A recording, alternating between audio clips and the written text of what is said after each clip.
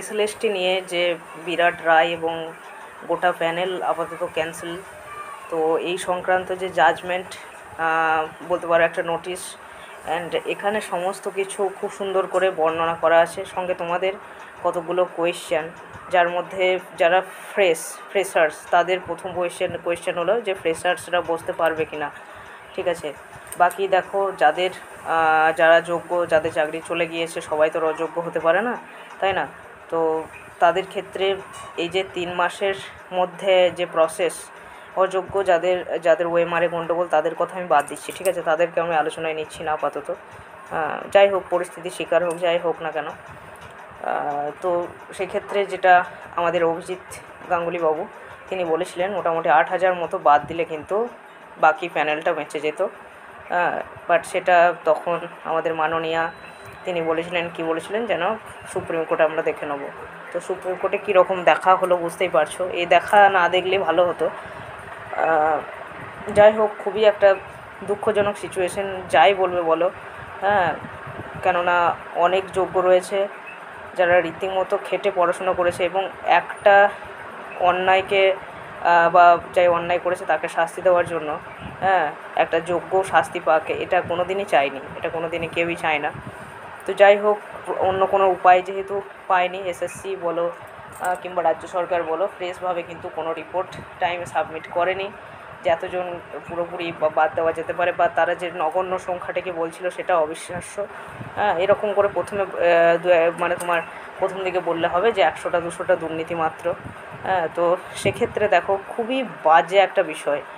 এখানে যে judgement copy, সেখানে তোমাদেরকে বলি, যাদের চাকরি চলে গিয়েছে অথচ যোগ্য, যেনারা তো বিভিন্ন ইন্টারভিউ, বিভিন্ন টপিক দেখলাম, অনেকের অনেক যোগ্যতা রয়েছে, যোগ্যতার বেসিসে দেখো যে প্রচুর পড়াশোনা করেছে, ভালো স্কোর, মানে যে চাকরিটা পেয়ে গিয়েছে বা পেয়ে যেতে পারে এমন কিছু নেই। যে পরীক্ষায় যিনি যতটা এফোর্ট দেবেন, প্লাস তার মেধা তো অবশ্যই, বাট হার্ডওয়ার্ক এটা অবশ্যই ম্যাটার করে, ঠিক আছে। তো বহু মধ্যবিত্ত পরিবার, বহু গরিব পরিবারের সন্তানরাই চাকরির সঙ্গে যুক্ত ছিলেন, বাট চাকরিটা চলে যাওয়া মানে বিরাট একটা ধাক্কা। তো যাই হোক, তাদের ক্ষেত্রে কিন্তু পুনরায় যে পরীক্ষার প্রসিজারটা বলছে, তো যাচ্ছে তাই ব্যাপার। পুনরায় দেখো, মেন্টালিটি মানুষের সমস্ত সময়ে সমান থাকবে তো নয়। 2016-তে কোথায় পরীক্ষা দিয়েছে তাকে যদি আবার বলা হয় এই 3 মাসের মধ্যে আবার হুট করে একটা পরীক্ষা দাও, এরকম করে হয় নাকি? এরকম করে কেউ হয় না।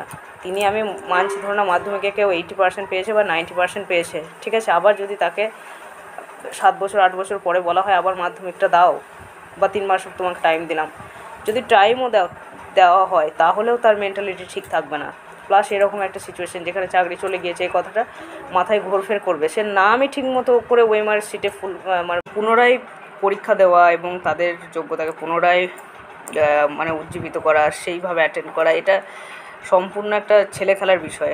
তো যাই হোক, মানে এতটাই খারাপ লাগছে যোগ্য যারা তাদের চাকরি চলে যাওয়াতে, যে নতুন করে এই তোমার সম্পর্কিত কোনো কিছু ডিসকাশন করা, এগুলো সত্যি দুঃখজনক ব্যাপার। মানে একটা স্কুলে দেখবে 30 জন 36 জন এরকম করে যারা অ্যাটাচড আছেন তাদের চাকরি চলে গিয়েছে।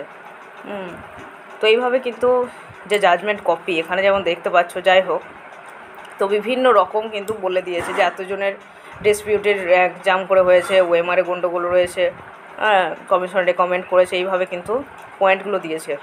তো এইবার আসি যারা ফ্রেশ, তাদের যেহেতু একটা ফ্রেশের ধরে নাও মেলা রয়েছে, এখন ফ্রেশ তো প্রচুর স্টুডেন্ট, যেটা আমরা মাদ্রাসায় মোটামুটি একটা বুঝতে পারলাম।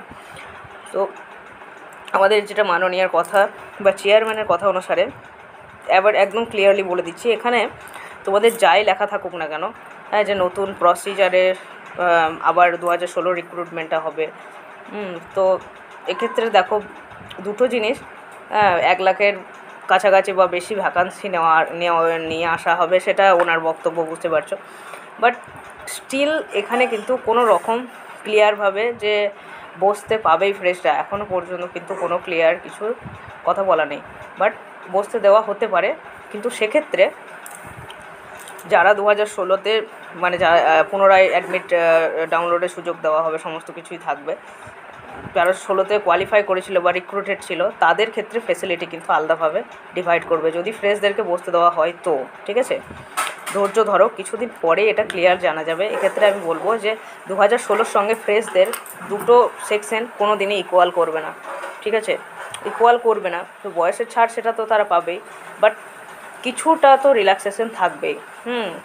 যদি ফ্রেশদেরকে সুযোগ দেওয়া হয়। তো এই নিয়েও কিন্তু নানান রকম জল্পনা চলছে, এবং কেসের জন্য এখনও বিশ্বাস করবে না, বাট কেসের জন্য প্রস্তুত, যে শুধুমাত্র যদি এদেরকে সুযোগ দেওয়া হয়, নতুনদেরকে যদি বঞ্চিত করা হয়, একে তো এসএলএসটি হয় না।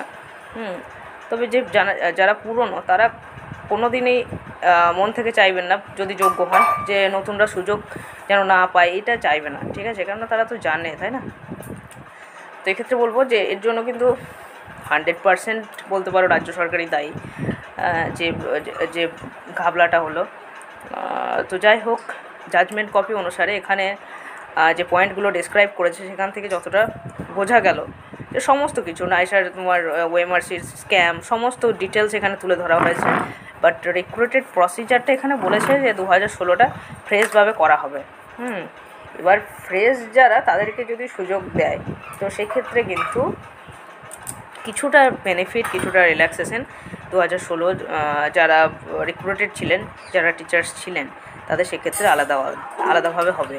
এবং যে 8,000 মতো সামথিং, যেটা রাজ্য সরকার বা অভিজিৎ গঙ্গোপাধ্যায় প্রথমেই যে লিস্টটা পাবলিশ করা হয়েছিল, তাদেরকে পরীক্ষায় বসার, যাদের আর কি তোমার 12% সুদে টাকাটা রিটার্ন করতে হবে, তো তাদের কিন্তু পুনরায় পরীক্ষায় বসতে সুযোগ দেওয়া হবে না, যাদের প্রুফড। তো যাই হোক, 3 মাসের মধ্যে যারা যোগ্য তাদেরকে সুযোগ পুনরায় এমপ্যানেল করার চান্স খুবই বেশি। যোগ্যরা ভেঙে পড়ার কোনো কারণ নেই। কালকেও আমি একটা পোস্ট দিয়েছিলাম যে এই সময় কোনো রকম হঠকারিতে সিদ্ধান্তটা যেন না নেয়, ঠিক আছে? তো এখানে যেমন সমস্ত জিনিসগুলো বলা আছে, বাট কোথাও এটা লেখা নেই যে নতুনকে সুযোগ দেওয়া হবে বা নতুনদেরকে সুযোগ দেওয়া হবে না। প্রসিজারটা নিউভাবে নেবে, ওগুলোর আক্ষরিক মিনিংটা করবে না। এখানে জাস্ট যে ডিসেবলড, আবার আর একটা বিষয় রয়েছে, ডিসেবলড যারা, তাদের কিন্তু বেতনটা বন্ধ হবে না এই 3 মাস। Lastly, we address the case of disabled candidates. Our attention has been drawn to one such case where the impulse judgment held that appointment Mrs. Soma Das. তো এনার চাকরি তো যায়নি, ক্যান্সার আক্রান্ত যিনি, এবং বাকি যারা ডিসেবলড তাদের বেতনটা 2-3 মাসও কিন্তু বন্ধ থাকবে না। তো সেটা হয়তো কোনো কিছু নিরিখে বা পার্সেন্টেজ অনুযায়ী করতে পারে, কিংবা যাদের ডিসেবল ক্যান্ডিডেট রয়েছে যারাই তাদের সমস্তকে কিন্তু এই ছাড়টা দিতে পারে। তো এটা ছিল মোটামুটি একটা ছোট্ট বিস্তারিত। আমি গতকালও জানিয়েছিলাম যে কয়েকদিন ভিডিও আপাতত বানাতে পারবো না, কেননা আমাদের এখানে একটা ফেস্টিভ্যাল রয়েছে। তবে খুব তাড়াতাড়ি আমি আবার একটা স্বচ্ছ ধারণা নিয়ে তোমাদের সামনে আসবো, অ্যান্ড বলতে থাকবো যে প্রস্তুতি নেবে, ঠিক আছে? প্রস্তুতিটা নিয়ে রাখবে অবশ্যই। Thank you, stay good, stay happy.